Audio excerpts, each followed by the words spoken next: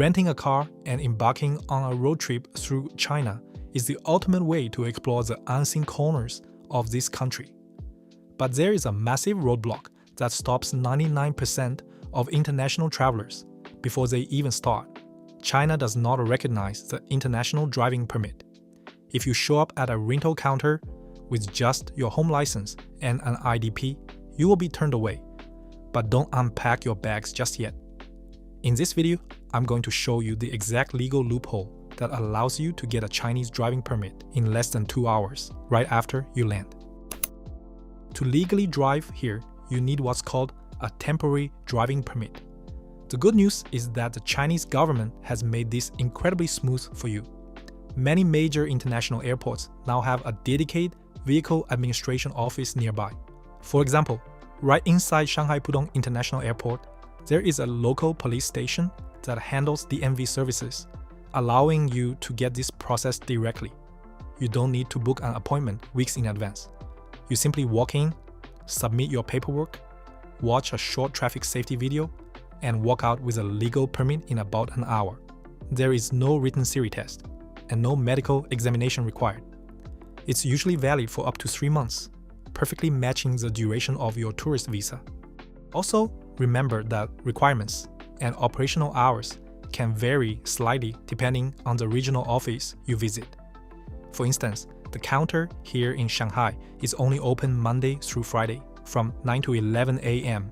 and 1 to 4 p.m. So, I highly recommend double-checking the local rules and schedule for your specific arrival city so you don't make a wasted trip.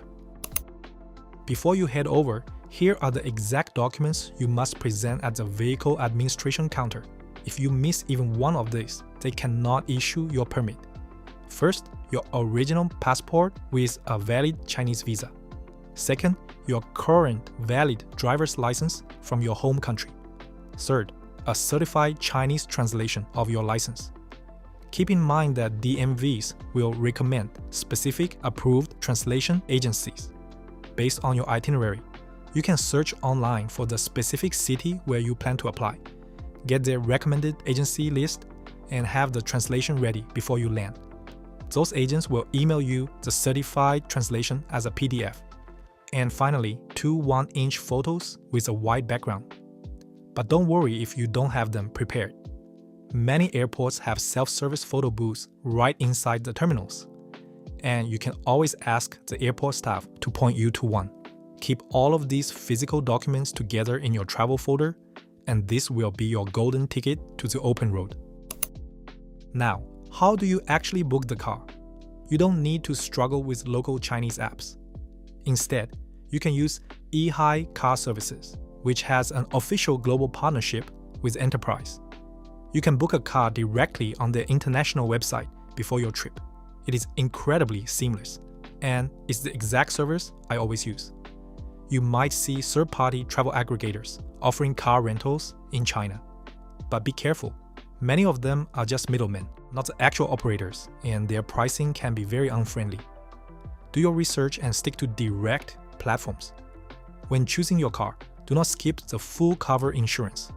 Driving dynamics in China can be incredibly intense. The highways are flawless, but urban areas are packed with dense traffic and millions of silent electric scooters splitting lanes.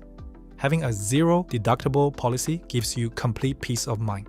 Once you get your keys, always do a quick walk-around video of the vehicle to document any pre-existing scratches before driving off. Even though Ehai staff will record a video themselves at checkout, and in most cases, they are really laid back and don't care about minor scratches. Having your own video just gives you that extra layer of confidence. One final but extremely important financial detail before you drive off the lot: the deposits. Keep in mind that Ehai does not support swiping your physical international credit card directly at their counter. Instead, you need to link your international card to your Alipay app or preload some funds into your Alipay account, and Ehai will place a hold on your Alipay app instead. Also, remember that Ehai doesn't actually charge a security deposit for the car itself, but rather a dedicated traffic violation deposit, which is usually around 2,000 RMB. Be prepared that this violation hold will take about 30 days to automatically unlock, as the rental company needs time to ensure you didn't snap any speed cameras on the road. Don't panic when you see that hold remain on your credit cards after you fly home. It is completely standard protocol. Now, let's talk about keeping your car powered. China has the world's most advanced EV infrastructure, but it is heavily app reliant. If you rent an electric vehicle, you might feel overwhelmed by the QR codes on the charging piles. Most local apps require a Chinese phone number to register. Because of this, do not scan the QR code directly with your camera. Instead, open your Alipay app, which is already linked to your international Visa or MasterCard. Search for charging. Alipay will handle the translation and allow you to initiate the charge and pay seamlessly with your foreign card. If you rent a traditional gas car, fueling up is much simpler. Drive into any major station like Sinopec or CNPC. You don't need to struggle with the self-service payment screens.